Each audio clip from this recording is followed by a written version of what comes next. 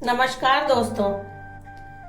आज की इस सत्य घटना को सुनकर आपका भी दिल दहल जाएगा, इसलिए इस कहानी में अंत तक बने रहे। सुबह से काम करते करते अनीता जी थक गई थी, इसलिए थोड़ी देर के लिए टीवी के आगे बैठ गई और बहुत चाव से अपना मनपसंद टीवी सीरियल देखने लगी। सारे दिन काम करके थोड़ा समय निकालकर टीवी देखना उन्हें बहुत अच्छा लगता था। उनके पति गिरीश भाई वहीं पास में बैठकर अखबार पढ़ रहे थे। अभी अनीता जी ने टीवी देखना शुरू ही किया था कि अचानक टीवी बंद हो गया। अनीता जी ये देखकर चौंक गईं कि उनकी बहू दिव्या के हाथ में रिमोट था और उसने ही टीवी बंद किया था। अनीता जी ने हैरान होकर पूछा, क्या हुआ दिव्या, टीवी क्यों बंद कर दिया? तो दिव्या कड़क आवाज में बोली, मम्मी सारा दिन तो आप टीवी देखती रहती हैं, पता है कि लाइट बिल कितना आता है? ये सुनकर अखबार साइड में रखकर गिरीश भाई बोले, बेटा ये क्या तरीका है तेरा अपनी सास के साथ बात करने का? अब क्या वो टीवी भी नहीं देख सकती है? तो दिव्या ने कहा, पप्पा आपको भी पता है ना लाइट बिल कितना आता है, आप तो सारा दिन अखबार में डूबे रहते हैं। हमें भी तो अपने बच्चों के बारे में सोचना है ना। आज से ये रिमोट मेरे पास रहेगा, मैं खुद ही आपको रिमोट दे दूंगी। ये टीवी सिर्फ शाम को ही चालू होगी। इतना कहकर दिव्या रिमोट लेकर अपने कमरे में चली गई। अनीता जी तो सदमे में जैसे पत्थर बन गई थी। उन्हें अभी तक ये यकीन नहीं आ रहा था कि जो कुछ भी हो रहा है वो हकीकत है या सपना। गिरीश भाई ने जब उनके कंधे पर हाथ रखा तो अनीता जी की आंखों में से आंसू निकलने लगे। उन्होंने अपने पति को कुछ कहने के लिए अभी मुंह खोला ही था कि गिरीश भाई ने उन्हें चुप रहने को इशारा किया और खुद कुर्सी पर आंखें बंद करके कुछ सोचने लगे। बेटे और बहू के बर्ताव में पिछले कई दिनों से वो बदलाव तो महसूस कर ही रहे थे। उन दोनों का बिना वजह गुस्सा करना, बिना वजह जोर जोर से चिल्लाना, ये सब तो रोज की बात हो गई थी। बेटे ने तो एक दो बार इशारे में कह भी दिया था कि ये मकान उसके नाम कर दिया जाए, और गिरीश भाई ने ऐसा सोचा भी था कि वैसे भी बाद में ये सब बेटे बहू का है तो फिर अभी क्यों नहीं। लेकिन एक दिन जब वो अपने दोस्त से मिले तो उन्होंने सलाह दी कि वसीयत भले बनवा लेना, लेकिन मकान पहले अपनी पत्नी के नाम रखना और उसके बाद अपने बेटे के। अपनी पत्नी का बुढ़ापा मत खराब करना, कम से कम तुम्हारे चले जाने के बाद इज्जत की दो रोटी तो मिलेगी तुम्हारी पत्नी को। उन्होंने ऐसा ही किया था क्योंकि उनके दोस्त ने सलाह दी थी कि बच्चों का असली रंग देखना है तो एक बार उनसे झूठ बोलकर देखो कि तुमने मकान उनके नाम कर दिया है। हकीकत खुद ही सामने आ जाएगी। लेकिन इतनी जल्दी नकाब उतर जाएगा ऐसा उन्होंने कभी सोचा नहीं था। गिरीश भाई थोड़ी देर तक यही ख्याल में डूबे रहे। फिर उन्होंने अनीता जी की तरफ देखा, जो आंखें खोलकर एक धारी छत की ओर देख रही थी। उन्होंने अपनी पत्नी से कहा, अनीता, जिस दिन से हमारा बेटा हमारी जिंदगी में आया है उस दिन से हमने अपनी इच्छाओं को साइड में रख दिया और हमेशा उसके लिए सोचा है। और आज भी इतनी उम्र में भी तुम घर का सारा काम करती हो और बहू को बाहर घूमने फिरने से और आराम करने से फुर्सत ही नहीं है। रिटायर होने के बाद भी मैं अपनी पेंशन इस घर के खर्च के लिए देता आया हूँ, लेकिन इतना कुछ करने के बावजूद भी हमें क्या मिला? बहू चलते फिरते अपमान करती रहती है और एक हमारा बेटा है जो जोरू का गुलाम बनकर बैठा है। बस बहुत हुआ अनीता, मुझे लगता है कि अब हमें अपने लिए भी जीना चाहिए। इतने में अनीता जी ने कहा कि क्या मतलब है आपका? मैं अभी तक कुछ समझी नहीं। अनीता, मेरी कहीं घूमने फिरने की इच्छा हो रही है। फिर अनीता जी ने कहा कि इच्छा तो मुझे भी होती है, और ये सोचकर चुप रह जाती हूँ कि कहीं बेटे और बहू नाराज ना हो जाए। जब बिना वजह बहू हमें बातें सुनाती रहती है तो फिर ये बात सुनकर वो घर में तूफान खड़ा कर देगी। इतने में गिरीश भाई ने कहा, अनीता, तुम्हें पता है, बचपन में जब मैं आसमान में किसी प्लेन को उड़ते देखता था तो मेरा उसमें बैठने का बहुत मन करता था, लेकिन कभी भी मैं उसमें बैठ नहीं पाया, क्योंकि माता पिता के पास तो इतने पैसे थे ही नहीं। जैसे तैसे घर का खर्च चलता था। बहुत मुश्किल से उन्होंने मुझे सरकारी स्कूल में पढ़ाया, तब जाकर मुझे सरकारी नौकरी मिली थी। और फिर जब सुनील का जन्म हुआ, उसके बाद से तो हम अपनी मेहनत की सारी कमाई अपने बेटे के ऊपर ही खर्च करने लगे। उसकी सारी इच्छा पूरी की, क्योंकि मेरे बचपन में तो बहुत कमियों में मैंने अपना बचपन बिताया था, और मैं नहीं चाहता था कि मेरा बेटा भी अपना मन मारकर अपनी जिंदगी जिए। उसे खिलाने पिलाने में और अच्छे महंगे कपड़े खरीद कर देने में ही सारे पैसे खर्च किए। उसकी पढ़ाई में जितना खर्च आने वाला था, सबका इंतजाम पहले से ही कर रखा था, ये सोचकर कि कहीं ऐसा ना हो कि पैसों की तंगी की वजह से वो आगे पढ़ ना पाए। इसलिए हमेशा खुद के खर्चे काट कर हमने हमारे बेटे के लिए बचत की थी। जितने भी पैसे किसी भी वक्त उसने मांगे, हमने उसे दे दिए।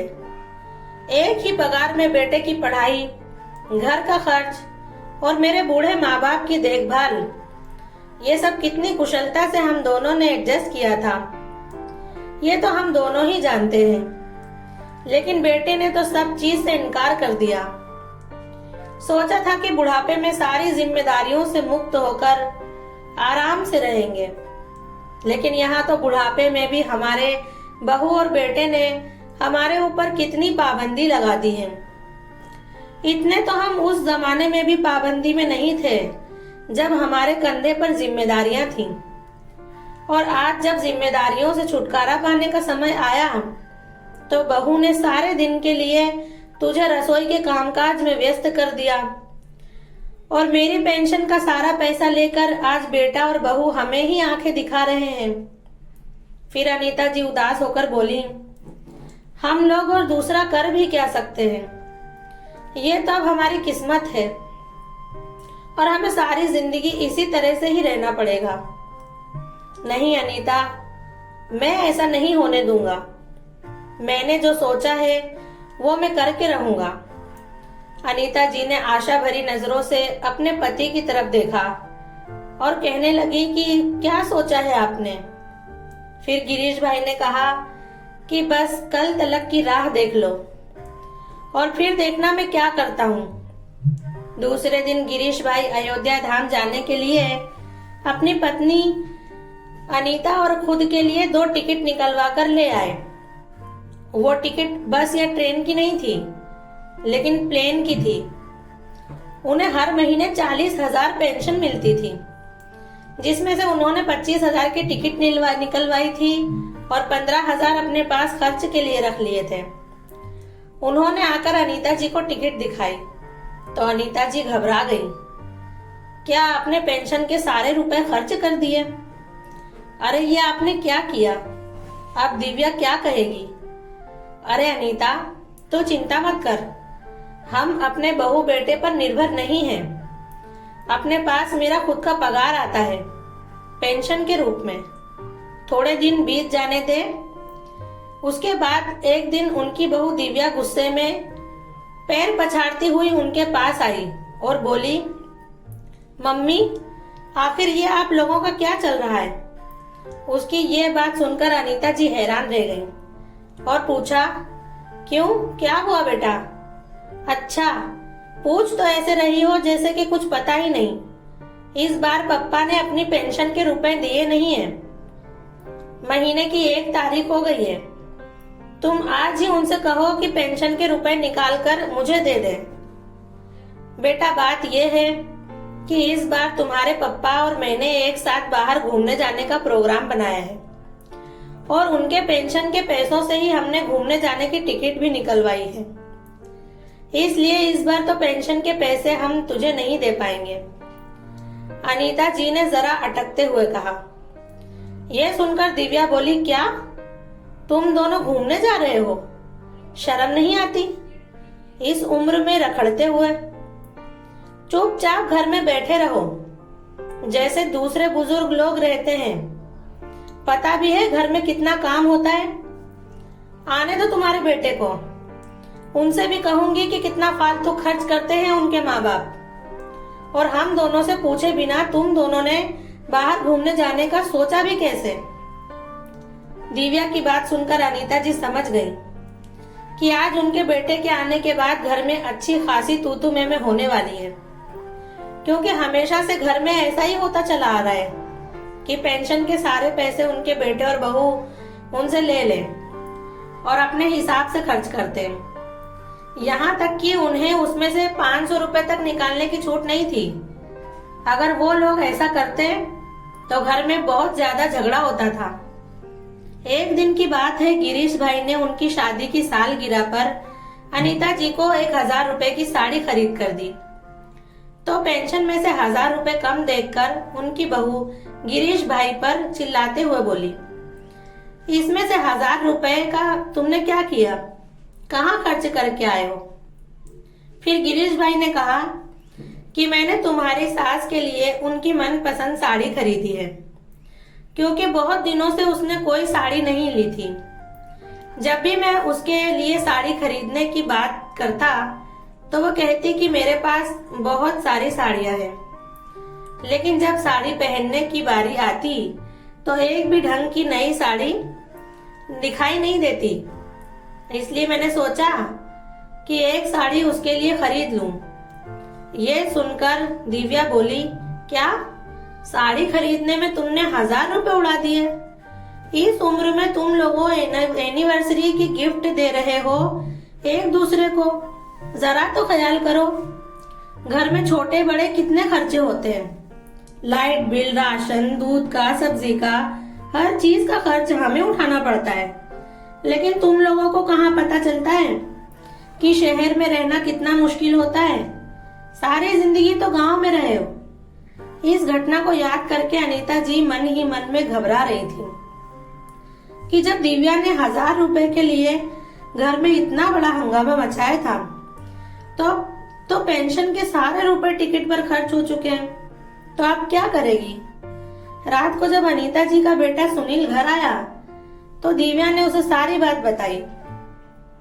सुनील उसी वक्त गुस्से में अपने कमरे से बाहर आया और चिल्लाकर बोला, इस महीने की पहली तारीख हो चुकी है और तुमने अभी तक पेंशन के रुपए नहीं दिए। वो तो ठीक है, लेकिन हमसे पूछे बिना सारे रुपए खर्च भी कर दिए। अब इस महीने के राशन पानी का खर्च कैसे चलेगा? और इतना सारा फालतू का खर्च करने की जरूरत क्या थी? बुढ़ापे में घूमने का शौक चढ़ा है, आराम से घर में नहीं रह सकते। ज्यादा घूमने का मन था तो पास वाले मंदिर में घूम कर आ जाना था। मैं तुम लोगों से कह देता हूँ, अगर तुम लोगों ने पेंशन के रुपए नहीं दिए तो इतनी बात सुनते ही गिरीश भाई का चेहरा गुस्से से लाल हो गया और रुआबदार आवाज में जोर से बोले, तो क्या बेटा, बस बहुत हो गया। तुम लोगों को सिर्फ हमारा घूमना ही दिख रहा है, खुद के फालतू के खर्चे नजर नहीं आते। दिव्या चलते फिरते ऑनलाइन शॉपिंग करती रहती है, नए नए कपड़े और नकली ज्वेलरी मंगवाती रहती है, पार्टी में जाती है। तुम लोग हर रविवार को बाहर होटल में खाना खाने जाते हो, वो सब का क्या? दूसरा सब तो जाने दो, हमारा टीवी देखना तक तुम्हें अच्छा नहीं लगता। तेरी पत्नी ने हमारा टीवी देखने का टाइम भी फिक्स कर दिया है। अरे बूढ़े हुए हैं, मर तो नहीं गए हम लोग। हमारा भी मन होता है अपनी इच्छा से कुछ करने का, कहीं जाने का, अच्छी अच्छी चीज खाने का। हमारे कहीं जाने से तुम्हारे खर्च बढ़ जाते हैं, लेकिन तुम्हारे बाहर घूमने जाने से, फिल्म देखने जाने से, बाहर का खाना खाने से क्या तुम्हारे खर्च नहीं बढ़ते? अपने ऊपर तो बहुत खर्च करते हो, लेकिन माँ बाप ने थोड़ा खर्च कर दिया तो भड़क उठे। भूल गए थे 3 महीने पहले ही तुम लोग विदेश घूम कर आए हो। तो क्या प्लेन की टिकट मुफ्त में आई थी? साल में 2 बार तुम लोग बाहर घूमने जाते हो। क्या कभी हमने कोई रोक टोक की कि तुम लोग कहाँ जा रहे हो, कितना खर्च कर रहे हो? आज हमारे घूमने के लिए हमने थोड़ा बहुत खर्च कर भी दिया तो तुम लोगों को तकलीफ होने लगी। तो सुनील बोला, पप्पा, हमारे घूमने के लिए मैं तुम्हारे पास से पैसे मांग कर खर्च नहीं करता, खुद पैसे कमाता हूँ और उन पैसों से हम लोग घूमने जाते हैं। मैं भी अपनी पेंशन के पैसों से ही घूमने जा रहा हूँ, मैंने तुझे पैसे नहीं मांगे। अपने पिता का ये जवाब सुनकर सुनील गुस्से से लाल हो गया और बोला, ठीक है पप्पा, अगर तुम लोगों को घूमना है तो इतना समझ लो कि इस घर में रहना है तो मैं तुम्हें मुफ्त में नहीं खिलाऊंगा। खर्च के लिए पैसे तो तुम्हें देने ही पड़ेंगे, नहीं तो तुम्हें खाना नहीं मिलेगा। मेरे पास इतने पैसे नहीं है कि तुम लोगों के खाने पीने का खर्च भी मैं अकेला उठाऊं और तुम लोग बाहर आराम से घूमते रहो और पैसे उड़ाते रहो। इतना कहकर सुनील अपने कमरे में चला गया। तब दिव्या बोली, कभी सोचा भी है कि तुम्हारा बेटा सारा दिन कितनी मेहनत करता है, उसके बाद कहीं जाकर 2 पैसे घर में आते हैं। हम थोड़े दिनों के लिए विदेश घूम कर क्या गए वो तुम्हें दिख गया, लेकिन ये नहीं दिखता कि तुम्हारे 2 पोते हैं, उनके भविष्य के लिए भी 2 पैसे बचाकर रखें, बस रुपए उड़ाने में लगे। इस बुढ़ापे में आप कहीं भी घूमने जाने की जरूरत नहीं है। चुपचाप घर में रहो और घर की रखवाली करो, और यूं भी इस उम्र में घूमने जाओगे तो घूमने के चक्कर में कहीं बीमार होकर आए तो मैं तुम दोनों की सेवा नहीं करूंगी, फिर पड़े रहना किसी कोने में। क्यों बेटा, घर में रहकर तेरी सास सारा दिन घर का काम करती है, तब तुझे ये नहीं होता कि वो बीमार पड़ सकती है? बाहर घूमने जाएगी तो ही बीमार पड़ जाएगी। गिरीश भाई की बात सुनकर दिव्या मुंह बिगाड़कर अपने कमरे में चली गई। अनीता जी तो अपने बेटे और बहू की बात सुनकर सन्नाटा खींचकर खड़ी थी। उनकी आंखों से आंसू निकल गए। उनकी समझ में नहीं आ रहा था कि वो क्या करें। थोड़ी देर बाद अनीता जी ने गिरीश भाई से कहा, सुनो, घूमने जाने की बात से तो घर में बवाल खड़ा हो गया। मुझे लगता है कि हमें हमारा प्लान बदल डालना चाहिए, नहीं तो बेटा और बहू तो हमें घर में 2 वक्त का खाना भी नहीं देंगे। घर में रहना ही मुश्किल हो जाएगा। कड़वी बातें सुना सुना कर हमारा जीना हराम कर देंगे। फिर गिरीश भाई ने कहा, तू चिंता मत कर अनीता, मैं जिंदा हूँ वहां तक कोई तुझे कुछ नहीं कह सकता। जितना कहना था उतना कह दिया। वो लोग जब विदेश गए थे तो कम से कम 3 से 4 लाख का खर्च करके आए होंगे, और हमारे 500 रुपए खर्च करने पर भी कलेश करने लगते हैं। ये दोगलापन आखिर कब तक सहन करते रहेंगे? हमें कभी ना कभी तो बोलना पड़ेगा ना, नहीं तो हम इसी तरह से चुप रह जाएंगे। दूसरे दिन सुबह सुबह में अनीता जी जब किचन में चाय नाश्ता बना रही थी तो सब लोग नाश्ता कर रहे थे। अनीता जी ने अपने बहू बेटे की तरफ देखा तो अभी तक उनके चेहरे पर गुस्सा था। ना तो वो दोनों किसी से बात कर रहे थे, ना किसी के साथ नजर मिला रहे थे। गिरीश भाई अपने घर के माहौल को अच्छी तरह समझ रहे थे। जैसे ही नाश्ता पूरा हुआ तो गिरीश भाई ने अनीता जी से कहा, अनीता, अब हम दोनों घूमने जा रहे हैं तो चलो तुम्हारे लिए 2-4 नई नई साड़ियां ले लेते हैं, और मेरे लिए भी थोड़े अच्छे कपड़े खरीद लाएंगे। बहुत दिनों से मैंने भी अच्छे कपड़े नहीं खरीदे।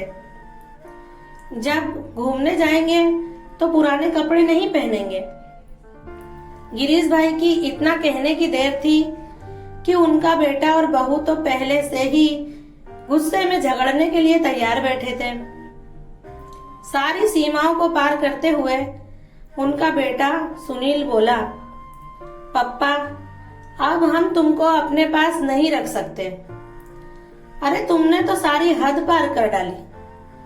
तुम्हारे दोनों की रहने की व्यवस्था कहीं और कर लो। सारी लाज शर्म तो तुमने छोड़ दी है। इस बुढ़ापे में तुम दोनों घूमने जा रहे हो। हमसे तुम्हारा ऐसा बर्ताव बर्दाश्त नहीं होगा। फिर गिरीश भाई ने कहा, बेटा हम हमारे रहने की व्यवस्था कहीं और क्यों करें? ये घर तो हमारा है, जिसे मैंने अपनी कमाई से बनाया है, और इस घर की जमीन भी मेरी मेहनत की कमाई से खरीदी हुई है। इसलिए इस हिसाब से तो ये घर मेरा है। लेकिन पप्पा तुम भूल रहे हो कि तुमने ये घर मेरे नाम पर कर दिया है। फिर गिरीश भाई मुस्कुराते हुए बोले, नहीं बेटा, मुझे अच्छी तरह से याद है कि मैंने वसीयतनामे में क्या लिखवाया है। वो तो भला हो मेरे दोस्त का जिसने मुझे ये सलाह दी कि मुझे जीते जी मेरा घर बेटे के नाम पर नहीं करना चाहिए। और अच्छा ही हुआ कि मैंने ये घर तेरे नाम पर नहीं किया, नहीं तो हमें बेघर करने में तुझे 1 मिनट की भी देर नहीं लगती। एक बात कान खोलकर सुन ले, मैंने और तेरी मम्मी ने जिंदगी भर बहुत इज्जत कमाई है, और अगर तुम लोगों ने मेरा या अपनी मम्मी का मान नहीं रखा तो ये मुझसे बिल्कुल सहन नहीं होगा। इसलिए आज मैंने फैसला किया है कि तुम लोग ऊपर के माले पर शिफ्ट हो जाओ और खुद की गृहस्थी बसा लो, और मुझे हर महीने 8,000 रुपए किराए के तौर पर दे देना। 8,000 भी मैं कम ही मांग रहा हूँ, वरना तो 10-15 हजार रुपए होते हैं। मुझे उसमें भी कोई तकलीफ नहीं है कि अगर तुम कोई दूसरा घर ढूंढ लो। आज महीने की 10 तारीख है, तुम्हारे पास 20 तारीख तक का समय है।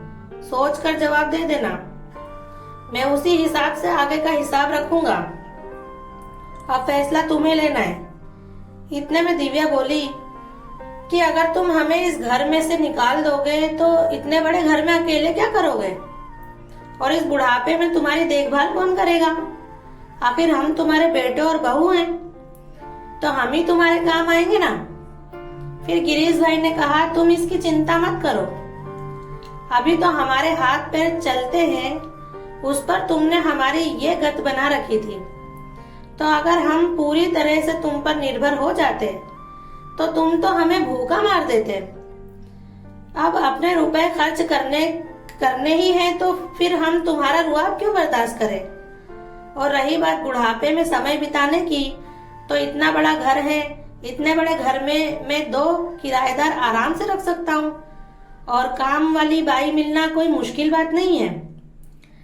खाना बनाने के लिए और घर के बाकी सारे काम करने के लिए हम आराम से एक काम वाली रख लेंगे। अपने पेंशन से हम हमारा बुढ़ापा आराम से गुजार सकते हैं। तुम हमारे बुढ़ापे की चिंता मत करो। ये सारी बातें सुनकर सुनील और दिव्या स्तब्ध रह गए। चलो अनीता, हम शॉपिंग करने चलते हैं। ऐसा कहकर गिरीश भाई ने अपनी पत्नी का हाथ पकड़ा और बाजार चले गए। गिरीश भाई का ये जवाब सुनकर उनके बेटे और बहू के पैरों के नीचे से जैसे जमीन सरक गई। उन्हें यकीन नहीं आ रहा था कि उनके पप्पा ऐसा कुछ भी कर सकते हैं।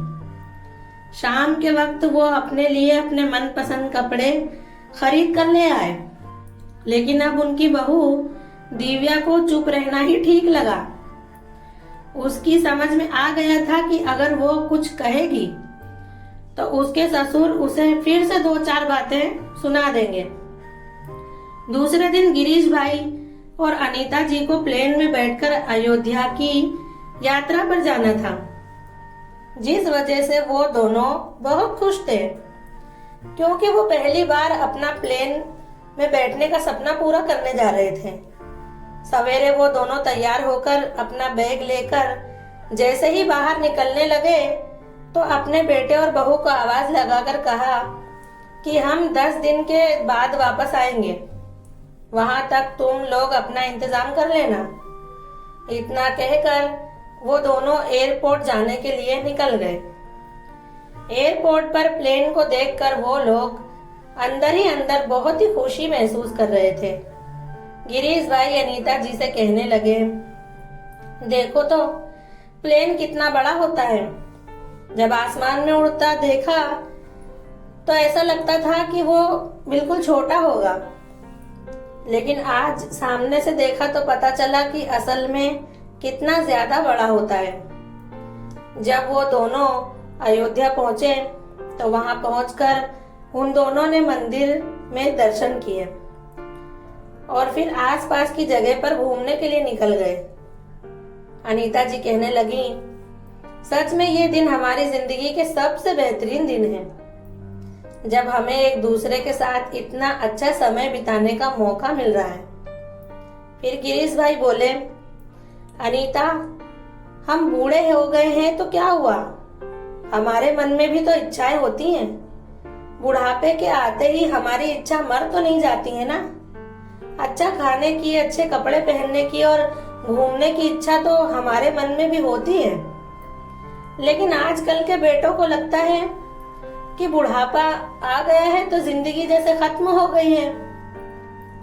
ये तो भगवान की दया है कि अभी हमें पेंशन मिलती है। आज इस पेंशन के दम पर ही मैं बेटे के आगे बोल सका हूँ, लेकिन मुझे तो उन माँ बाप के बारे में सोच सोच कर चिंता हो रही है जिन्हें पेंशन नहीं मिलती है और अपना सब कुछ अपने बच्चों पर लुटा देते हैं।